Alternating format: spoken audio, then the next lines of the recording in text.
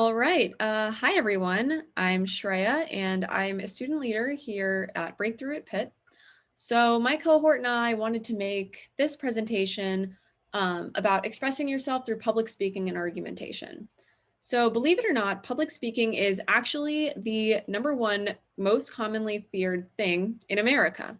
I know when I read that statistic, I was a little bit surprised, but I mean, it makes sense. A lot of people really fear public speaking and are not comfortable doing it. So through this presentation, through this workshop, I want you to take away two main things. One is just tools and how to make yourself a better at speaking in public, whether that be through engaging your audiences more or just feeling less nervous. And then two is learning how to structure an argument. So just to convince you guys to stay focused and to listen in, I just put together a quick list of how public speaking and argumentation can help you. I mean, think about it. As students, you guys have to use these skills quite a bit. I know giving class presentations can be a little bit scary sometimes, or participating in debates. I don't know if you guys participate in class debates or not. I did debate in high school. That was like my main extracurricular, so I did it all the time. But even if that's not really your style, I'm sure that you've gotten into arguments with people before or had to stand up for yourself. So these skills are definitely going to be useful both in and outside the classroom. So as I wrote on the screen here, public speaking skills can help you advocate for yourself in everyday life because, like I said, you need to be able to stand up for yourself and create compelling arguments and reasons for why you should be able to have what you want. Develop confidence because if you're able to articulate your ideas clearly, then you can show that you're confident in what you believe. Feel less nervous when you have to give a presentation in school or participate in any sort of debate. I kind of already touched on that, but this is a really, really nice skill to have. Express yourself in creative ways. Like a really cool thing about public speaking is once you get that down, you can kind of explore different avenues of how you like expressing yourself.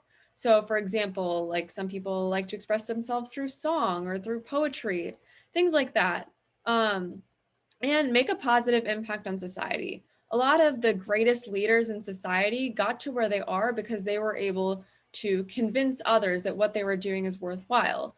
How are they able to do that? Through really solid public speaking and argumentation skills. So you might be thinking, Shreya, I get so nervous when I'm about to give a speech. It's not fun. And I just really want to be able to get out of that. And don't worry, this happens to everyone. I told you guys that I was a really avid debater in high school. And before my national final round, I was a wreck. I was so nervous. So you're definitely not alone in this. And even though the nerves never 100% go away, there's still ways that you can kind of feel those nerves to a lesser extent, or at least make it so that other people don't know you're nervous. So the first thing I would say to do is practice. The more you practice giving speeches, the easier it becomes. So I know this isn't always fun. You know, there are things that you'd rather do than practice giving a speech, especially if giving speeches makes you nervous. But I promise that practicing in a setting that's low stakes makes it so much easier to give the speech when it actually matters. Also, remind yourself that the worst case scenario really isn't that bad. I know that when a lot of people give speeches, we feel like if we give a terrible speech, it's going to be so embarrassing and people are going to remember it and it's just going to be awful. Well, that's not really the case. The worst case scenario is you give a speech that isn't amazing, and you can come back from it. If it's a grade for a class, you can make up for that with other assignments. It's not embarrassing because everybody around you is also nervous to give speeches. So it's really not that big of a deal. I know that sounds like you might be rolling your eyes when you hear that, but just remember that the worst case scenario is not that bad. Fake it until you make it. This is a really good tip to have. If you start your speech sounding confident, you will actually feel more confident as the speech goes on. If you can get those first couple sentences out and you sound really confident and really good, then you'll start to ease up a little bit and it becomes easier to continue sounding confident. And then you'll actually start to feel confident and the rest of the speech tends to go smoothly. I always say that the hardest part about public speaking is actually starting your speech. Do something relaxing before you give your speech. So different people have different tools that they like to use for this. For me, I like to go on walks. So before I gave speeches, I would like walk around a lot. I know that if you're giving a speech at school, that might not be possible, but you could even ask your teacher if you could take a quick walk to the drinking fountain or something like that, or listen to music or talk to a friend. If you have to have a speech memorized, so make sure you do relax. But I think that right before you go up, just try to remind yourself how your speech starts. Like I said before, the hardest part about this is actually just starting the speech. And so if you just remind yourself the first sentence or so, and then you can get up there and say the first sentence, you'll start to feel a little bit better about it. Some more tips to help you get over the nerves. Try to release the tension in your body before speaking. So if you feel like all scrunched up like this, just take a deep breath, relax, try to get your body calm, and then start. So focus on yourself and your speech, not your audience. This is a big one. Just think about it like it doesn't really matter who's listening, right? It's just up to you to give a speech about something that you're passionate about or just to spread your ideas. That should be what the speech is about. It doesn't really matter who exactly is in the audience. I mean, you do want to keep your audience in mind in the sense that you should know kind of who's listening to your speech in the background. So that way, the level of like complexity that you can talk about the topic. And I'll touch on that later, so don't worry if that sounded confusing. But the point is that the individual people that are listening, it doesn't really matter. And try and channel your nervous energy into passion about what you're talking about. So just as I was saying before, think about the speech as this is your opportunity to talk about something that you've been doing a lot of research on, talk about something that you find interesting. It should be about spreading your passions and spreading your ideas to other people. And that's like a really exciting thing to be able to do. Realize that you can improvise. So a lot of people kind of, when they start to give a speech, think that if it doesn't go 100% the way that they thought it was going to go, if they didn't get 100% of the words right, then that speech is just going to fall apart. But that's not true. If you forget something that you were planning on saying, just improvise a little bit. Just kind of stay calm and think like, okay, I don't remember what I wrote and what I was supposed to say for this, but what can I say after I forgot my line? And then you just keep going. Remember that you're not the only one who feels like this. I remember I told you that even like on a national debater level, we feel terrified sometimes before giving a speech. So it's not just you. Everyone feels like this. Okay, so now that we've kind of brushed over getting over the nerves, let's talk about engaging your audience. So I already mentioned this before, but please try to sound passionate about the topic. No one wants to listen to a speaker who is really dry and boring. You've probably all had to do that in school before and you felt like you wanted to fall asleep. Everybody's been there. Because if you don't sound interested in your topic, then there's really no reason that your audience should be interested in the topic. Another big one is eye contact. So keep your eyes off of your notes and presentation. I know this is a tough one.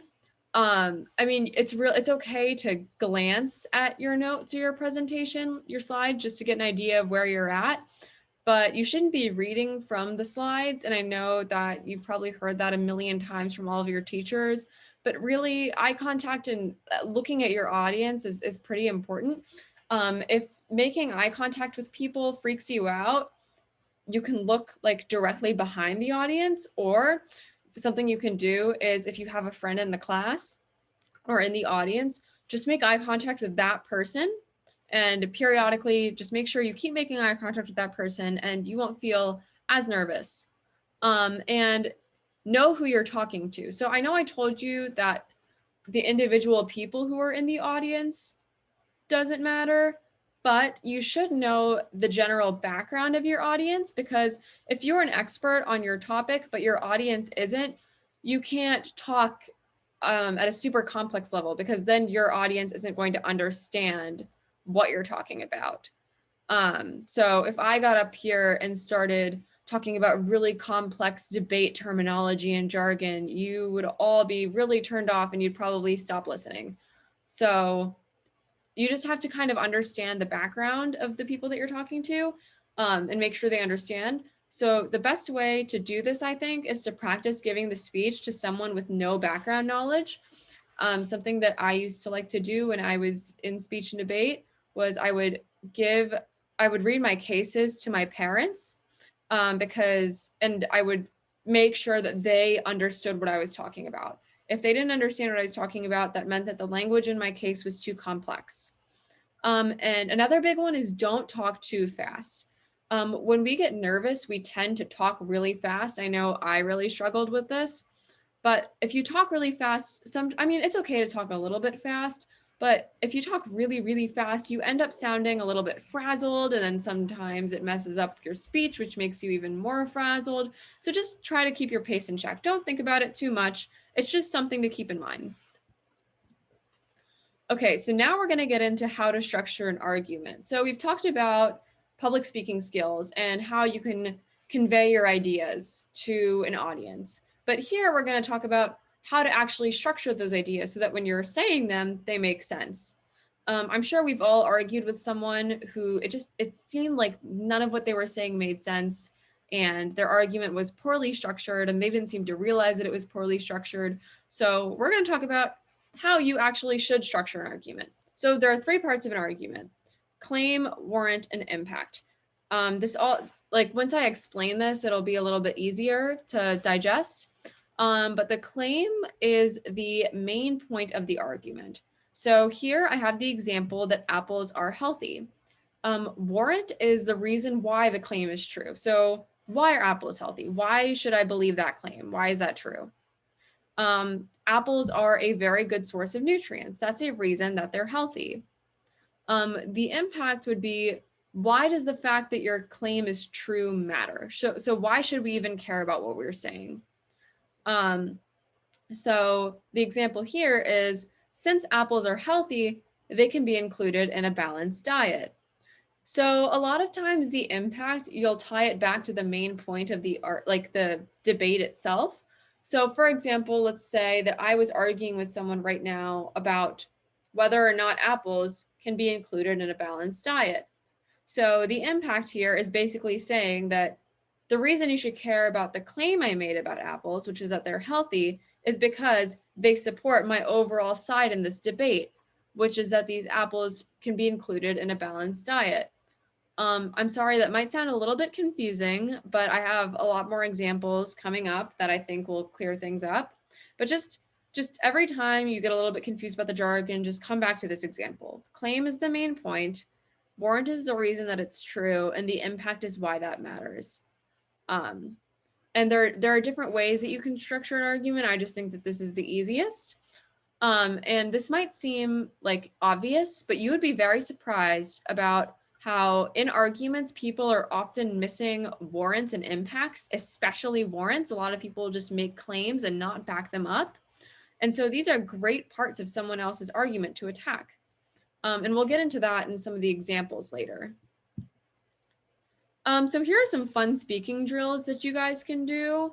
One is give yourself a random word to talk about for 30 seconds and see if you can avoid saying filler words like, such as like, or I've said a lot in this presentation, so clearly I need to do those speaking drills again. But it's very difficult, actually. You'd be very surprised. But I would just go on random word generator, and whatever word pops up, just start talking about it for as long as you can and see if you can avoid saying like or Another one is trying to read a speech with a pen in your mouth. There's a very specific way to do it. You kind of have to put it towards the back of your mouth sideways. And it's difficult and you might feel a little weird doing it, but it actually does help with your enunciation, so that your words don't really blend together and you're easily understood. And another drill that you can do is, as you're either reading something or giving a speech, change your emotion every few minutes. Even if that like emotion change doesn't really fit what you're saying, just try to do it. This will help you with your emotional appeal. This will help you know when to put dramatic pauses in your speeches. So, I mean, these are just ways to get accustomed to speaking and feel better about it and have a little bit of fun with it. It's fun to do these things with your friends, especially the first and second drill. They're kind of silly, they're kind of fun, but they're definitely helpful. Okay, so here are some important overall tips. So first, back up your claims with evidence. The best ways to find evidence would be through like articles, news sources, and journals. Typically, these will go in the warrant section. Again, remember the warrant is the reason why your claim is true. And ask questions when you're arguing with someone. There are a couple of reasons that asking questions is strategic. The first could just be to clarify what they mean when they're saying something, because you can't really argue against something that you don't understand. And two could be that you use a line of questioning to prove that their logic doesn't make sense. So kind of pin them into a hole with a line of questioning, and that becomes easier with practice. Try to be respectful. When you're debating, it should be a clash of ideas, but you also like should be able to come to compromises a lot of the time. And you shouldn't really have a my way or the highway attitude about most things that you're going to be arguing about. And don't overthink it. Like, don't get so bogged down in the structure of it that you're not able to actually think through the content. So I know I've thrown a lot at you, and I think that overall, these are just tips that you should keep in the back of your mind, but it shouldn't be something that overwhelms you or stresses you out.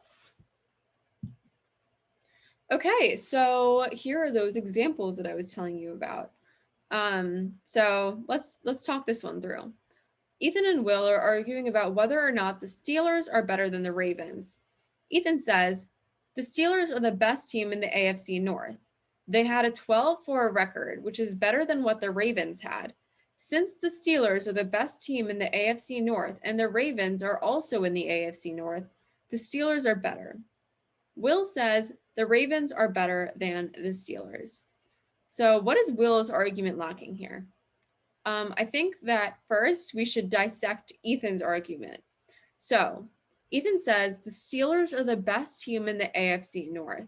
So that is Ethan's claim. That's his overall point with this argument. He says they had a 12-4 record, which is better than what the Ravens had. So that's Ethan's warrant. He's proving why his claim that the Steelers are the best team in the AFC North is true. Then he says, since the Steelers are the best team in the AFC North and the Ravens are also in the AFC North, the Steelers are better. So that's his impact. So he's saying, why does it matter that the Steelers are the best team in the AFC North? In the context of this argument that he's having with Will, why does that claim matter? Well, the answer is that the Steelers are the best team in the AFC North, and the Ravens are also in the AFC North. So if the Steelers are the best team, then, and the Ravens are being compared with them, that means that the Steelers have to be better than the Ravens, which means that Ethan is winning the argument.